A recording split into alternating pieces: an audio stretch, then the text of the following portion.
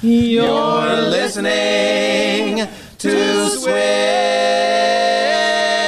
Edition.com.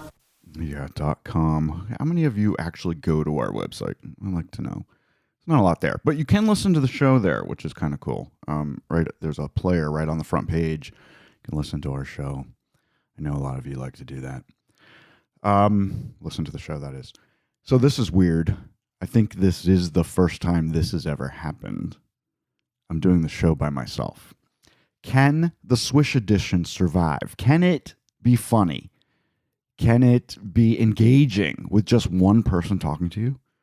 There's plenty of people that do it. There's lots of radio show hosts that just sit in front of their computer screens and their microphone and talk about all the issues of the day.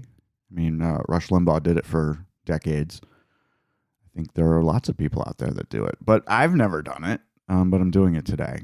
Why? Because my co-host Dale is just very phlegmy and gross and yucky because of allergies that he just can't seem to get over. So you don't want to listen to that. I don't want to listen to that. I've been trying to stay away from him as much as possible. Anyway, so here we are. Happy November 1st, y'all. The day after Thanksgiving. No, the day after Halloween. And it's November 1st, 2022. This is episode 380. 380. Amazing. And of course, because it is now officially not October anymore, and we're going into the most wonderful time of year, Christmas is coming. Forget Thanksgiving. That's not profitable. So the companies are putting all their Christmas stuff out. The Christmas stuff is already out in force at my grocery store. I mean, about a week and a half before Halloween even dropped upon us, they were starting to put all the Halloween stuff on sale and getting all the Christmas stuff out. So it's here. And to prove it, the Queen of Christmas, one of them actually, Mariah Carey, put out her little teaser video where she starts out as a witch and it's all in black and white, and then all of a sudden it transforms into color, and there she is in her Christmas outfit singing her famous song, All I Want for Christmas, and she says, "It's time." Now, of course, I put this up on my Facebook page early this morning, and I got some people saying, "No, it's too early." But it's never too early for Christmas. We all know that. Hey, there are people out there that listen to Christmas music all year round. I'm not one of them, but I probably won't start listening to Christmas music until after Thanksgiving. But I'm okay with Christmas coming early. I'm okay with us celebrating it and doing all the Christmassy stuff for 2 months out of the year. It's fine. I'm fine with it. There's already Christmas music commercials on TV. There's already Christmas movies coming to Hallmark and Lifetime. It's here, people. You can't do anything about it. But let's talk about today. Today is November 1st. Did you guys know that today is officially Day of the Dead? Dia de Muertos? The Day of the Dead is a Mexican holiday where families welcome back souls of their deceased relatives for a brief reunion. There's lots of food and drink and celebration. I think this is a great idea, and I think we need to be doing it more in this country. What a great idea to celebrate those people that have passed on, that were special parts of your lives that aren't here anymore. Not be sad about it, but celebrate the fact that they were in your lives. And there's always a good reason to have food, drink, and celebration, right? I put up a picture on my Facebook page this morning of my 4 grandparents who were very much a part of my life from birth until well after college. I was very happy to have really close relationships with all 4 of them, and I miss them dearly. So I would love to have a day where they come back and we could celebrate their lives. That would be fun. Anyway, Day of the Dead. Also, today is World Vegan Day. Not something that I'm interested in, really, because I like meat too much. But Kraft and Heinz. I didn't know that Kraft and Heinz were the same company. I guess I did. Maybe I did know that. Anyway, Oscar Mayer has decided to celebrate World Vegan Day by launching a campaign to give someone a lifetime supply of bacon. They're doing it on World Vegan Day. Anyway, turns out that 53% of so-called vegans actually eat bacon. That's their one thing that they cheat on. But I would say that those 53% of people that call themselves vegans aren't really vegans if they're eating bacon, right? This is weird. I need someone else. I need someone else to bounce this shit off of. It doesn't work when I'm just doing it myself. Maybe everyone has turned off this episode now because this is really boring. So Dale and I were talking yesterday. I asked him if he's interested in doing this No Shave November thing, which also starts today.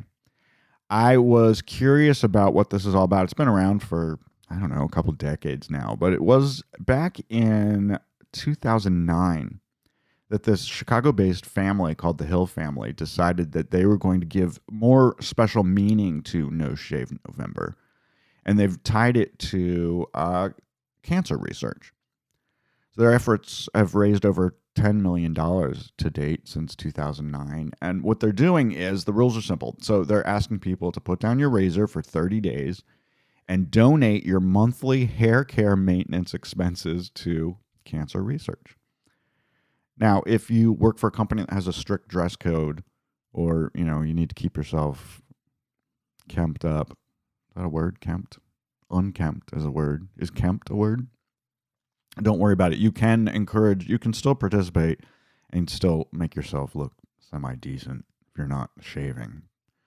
I think this is a great idea. How do women do this? Do they not shave their legs for a month? Or maybe this is just a guy thing. I don't know.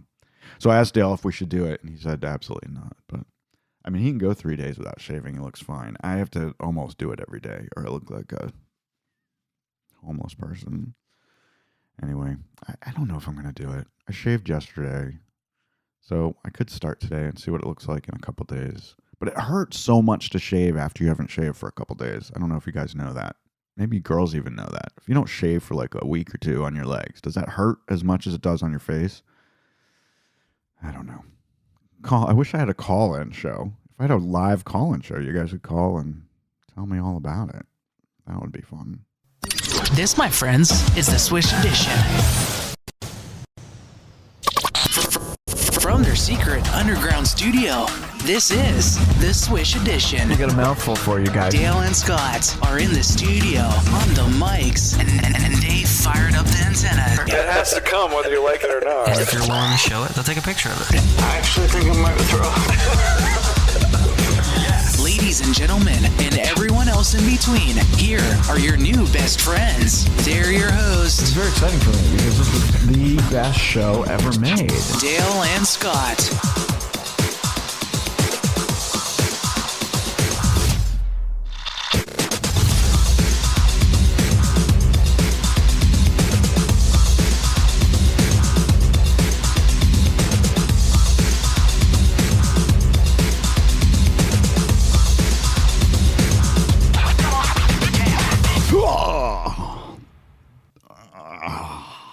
Dale's not here, so that theme song is wrong. Working on a new theme song for our 13th season. Of course, that doesn't start till April of 23, but I've already started working on it. I'm working on a new logo, too. I decided that we need a refresh.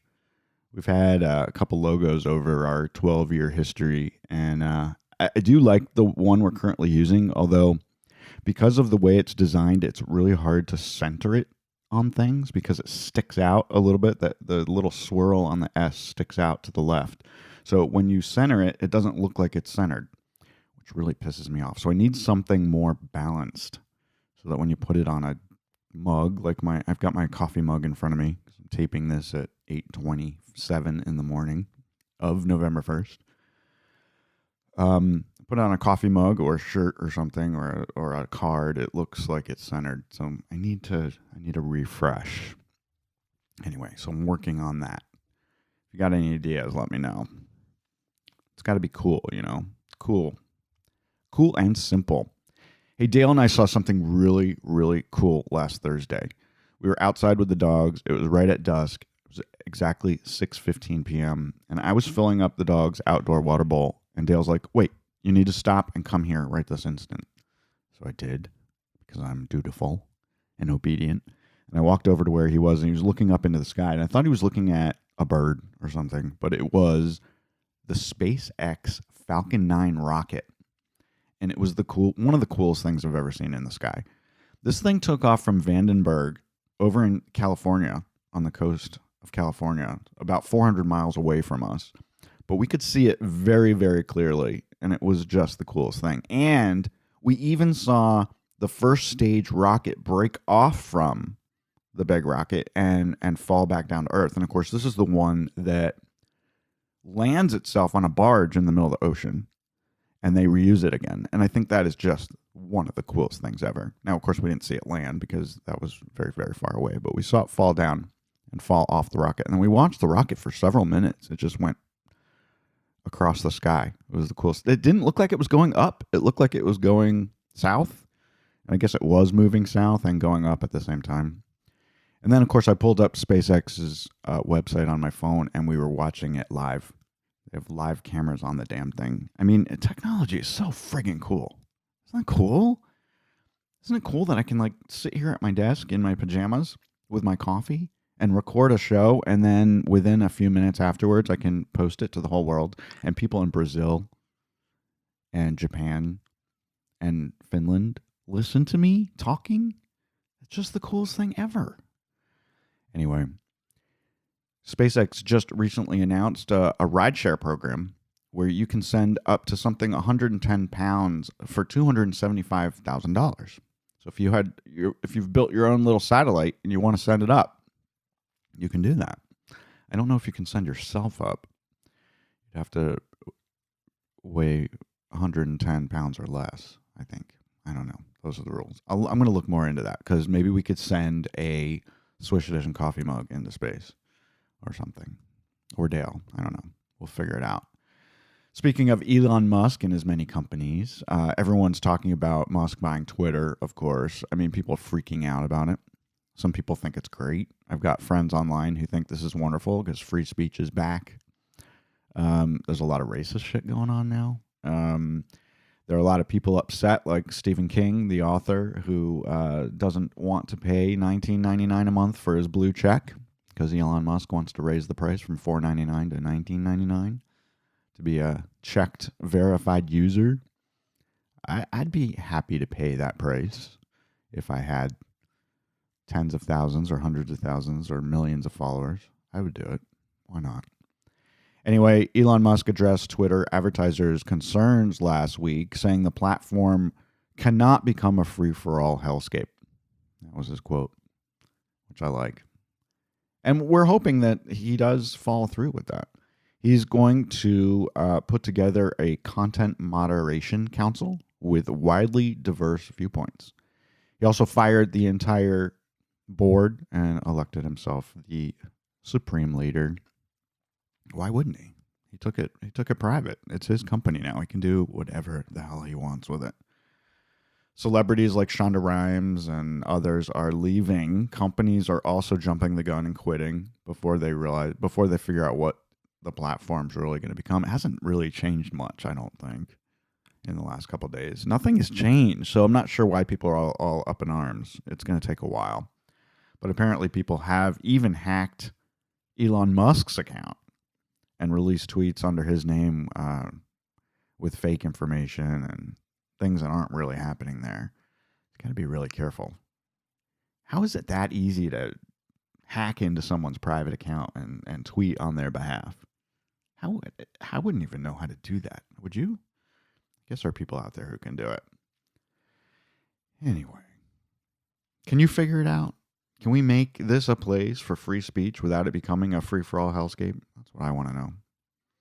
And the biggest question is Elon Musk going to get rid of the porn? Because that would be horrible. I don't know if you guys have a filter on so you don't see it, but there's a lot of porn on Twitter.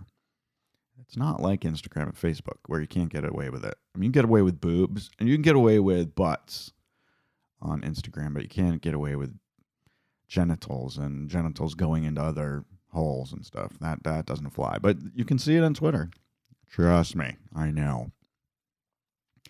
So there's a machine at a place called Tattoolicious. This is a tattoo parlor in Honolulu, Hawaii. And the machine is called Get What You Get. So what you do is you pay $200 and you get 2 spins. And 2 different designs come out of this little machine. I don't know. It looks like a vending machine, like a Coke machine or something. And if you don't like what you get, you pay an extra $20 for a third spin. So that's $220. You have 3 choices. There's over 200 designs in the machine, and the artists are standing by ready to actually put the tattoo on your body. And you have to go through with it. I don't know how they make you go through with it. I mean, what are they going to hold a gun to your head and say, you paid the money, so now you have to get this? But people are actually doing it. People, so you might get an owl, you might get a beach, you might get a little beach scene, you might get a hibiscus or a palm tree, and then you have to get it. That's what they say. Now, would you do it? Would you take your chances and get a tattoo without being able to pick what you're going to get? I don't think I would. And I actually don't have any tattoos. Dale wants me to get one, but I am scared because I know it hurts, and I don't like things that hurt. So I haven't done it. Dale has like 5 or 6. I don't know. It scares me. And I don't know that I need something permanent on my body like that. I already have plenty of permanent things that I like, that came naturally. So you guys may have heard McDonald's McRib sandwich, which has come and gone over the years. It started back in 1980 when I was 10 years old. I just gave my age away. The McRib has always been a seasonal thing. Usually comes out in the fall, comes for a little while, goes away. There's even an app where you can look up and see where the McRib is, because I guess it's not at all. It's just at participating locations. But I think most McDonald's do participate. It's actually kind of gross. It's a frozen pork sandwich with fake ribs in it. And then they put a sauce on it and some onions and pickles. I don't know. Does that have pickles? Some people love it. Some people hate it. I've had it before. It's okay. I don't know that I would pull up an app to find out where it is. I don't need it that badly. But McDonald's this year is calling it the McRib Farewell Tour. But they're being very cagey on whether it's really, really going away. They say, like any true farewell tour, we're hoping this isn't a goodbye, but a see you later. Because our McRib stands, those are people who love McRibs. McRib stands have experienced time and time again, you never know when or if the McRib is coming back. They just want us to talk about it, and here I am talking about it. McDonald's has even started. Oh, so it just came back yesterday, by the way. So you can go get one today for your lunch if you want, or your dinner. I don't know if I suggest that, but McDonald's will start selling McRib-inspired crap paraphernalia on their website starting November 4th at 11 a.m. Eastern Time. It's a very specific time. I guess because it's limited and they expect it to sell out. So, would you like a t-shirt with a McRib on it? I think not. Just like I don't want a tattoo of a McRib on my shoulder blade. Why would someone want this? And where would they put it together? That's my question. Costco is selling a 60,000-piece puzzle. Now get this. The puzzle, when put together, is 8 feet tall and 29 feet wide. It's a picture of the world, and it consists of 187 different paintings of the world. So it's a map of the world with all these paintings of all the famous cities and famous things all around the world. It's a whopping $599.99. That's a cent shy of $600 for you guys that don't do math well in your head. But where would you put this together? I mean, your garage is not big enough. Your living room is definitely not big enough unless you live in a really big mansion. I guess you'd have to put it together in a gymnasium or outside. And who the hell is going to put a 60,000-piece puzzle together anyway? Has anyone ever been able to put this thing together? That's my question. It would take a team of people to do it, I would think. It's stupid. And I don't think that a lot of people are going to buy this. I mean, really? Right? It's stupid. Fasten those seatbelts, fuckers. This is gonna be a bumpy ride. It's already a bumpy ride. It's already a bumpy ride with Scott doing the show all by himself. So anyway, I'm going to talk about politics just a little bit. I know we don't do that on the show. We're not supposed to do that. But last week, the Biden administration announced that they want to crack down on businesses' extra fees. We're talking about airlines and concert ticket sale sites and hotels and resorts. And man, do I know all about these extra fees. When you rent a house, when you buy a concert ticket, when you do anything, there's all these ridiculous fees on top of everything that you buy nowadays. And he wants to get rid of that. Of course, what this is going to do to the base price of things is quite obvious. Even a third grader knows this. The base price of everything that previously had fees, if these fees go away, is going to increase. So Americans aren't going to be saving any money. They're just going to have one flat fee for their shit that they're buying. I mean, it doesn't take an economist to figure that out. That's what's going to happen. I guarantee it. I don't think that's a bad thing, though. And actually, I think that maybe the Biden administration is on to something with this. I just don't know that it needs to be legislated. I don't know that we need the government to help us with this shit. I think we can see past it. But here's one reason why I think it is a good idea. I was researching vacation rental homes in Key West, Florida for next year. And I look at all of them. I look at the ones I can't afford. I look at the ones that are shitty that I would never purchase. And then, of course, I look at all the ones that we could manage. Well, I found this one house. It was a gorgeous, gorgeous house. 5 bedrooms, 5.5 bathrooms, had a huge pool, walkable to everything. Gorgeous, gorgeous interior.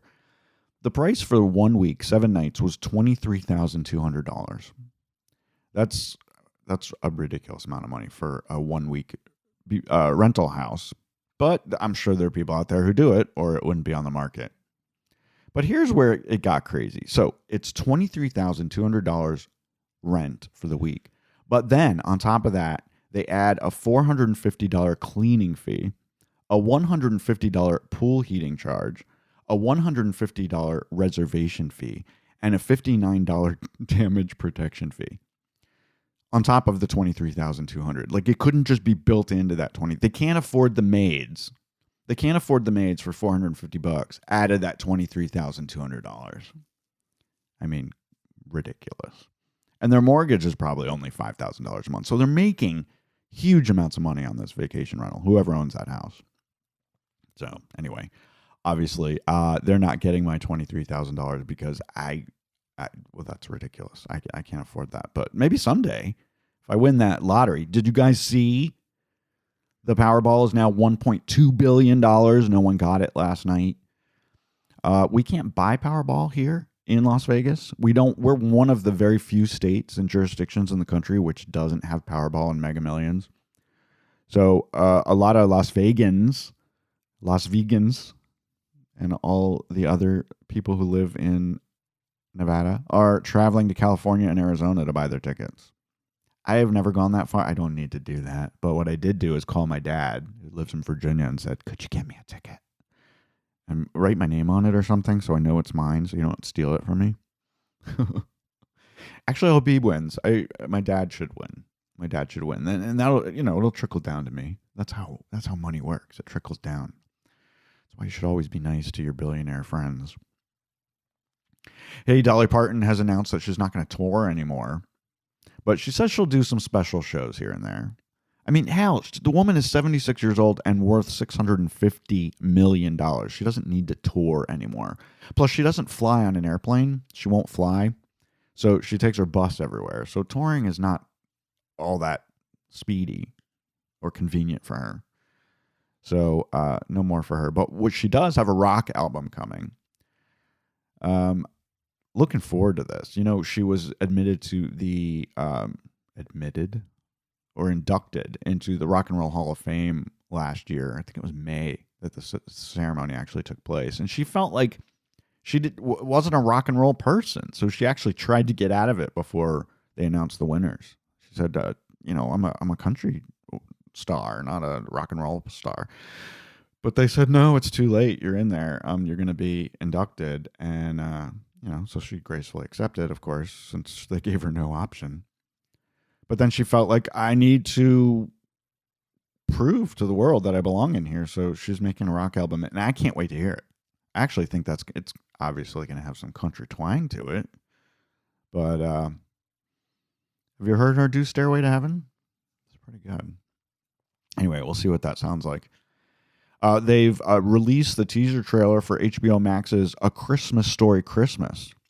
I'm excited about this, guys. I have to tell you. This is a sequel to A Christmas Story, which is one of my top favorite Christmas movies of all time. Peter Billingsley is returning as Ralphie. He's an adult. It's now going to be set in the 1970s, and he's taking his kids back to his childhood home for a classic Christmas. I'm very excited about this, and it's only 16 days away. It's going to be premiering on HBO Max on November 17th. Super excited about this. I will be watching for sure because I want to see if they ruin it or not. A bunch of the actors who played the little kids are coming back, so that's cool. I don't know if the mom is going to be involved. I know that she is still alive. The dad, I think he's dead. So be interesting to see what happens with that. And it's funny, Peter Billingsley still looks a lot like he did when he was 7 years old as Ralphie. He's a director now, director and producer. A Siegfried and Roy limited series is in the works at Apple TV Plus. This is based on a popular podcast about the late magicians who, of course, made it big here in Las Vegas. I actually saw them live on stage at the Mirage years and years ago. I'm excited about this. I don't necessarily support everything about them. The whole, tigers and lions in captivity thing and the dolphins that they still have to this day in those damn pools behind Mirage. I'm not a big fan of dolphins living in the desert in tiny little pools and 3 of them dying just in the last couple months. So I've let MGM Resorts know that I'm not happy about this, but they don't listen to me. The Walking Dead, Dead City. This is the spin-off series from The Walking Dead, which is going to feature Negan and Maggie on an adventure in New York City. That finally has a date. It's going to release on AMC in April of 2023. Excited about this. Apparently they've already filmed it.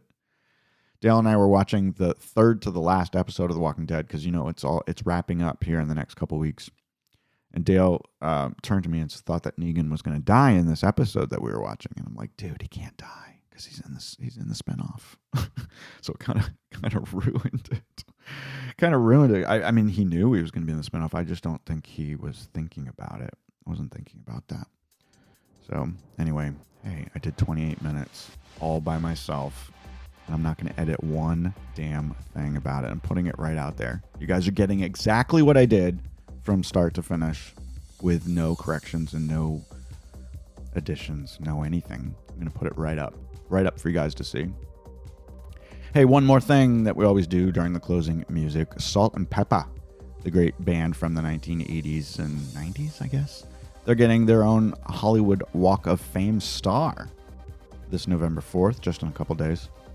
And I didn't know this. This is going to be the 2,738th star on the Hollywood Walk of Fame. That's a lot of stars. I guess that's a really long boulevard. It's very seedy, too. Have you ever been there? It's not a place you want to be at night by yourself. It's yucky. Anyway, they've been doing this since 1960, these stars. So, good for Salt and Pepper. They'll both be there, I'm sure, and they'll be pushing it. Push it. All right, I love you guys. Hopefully, you won't have to listen to just me next week. That is the goal.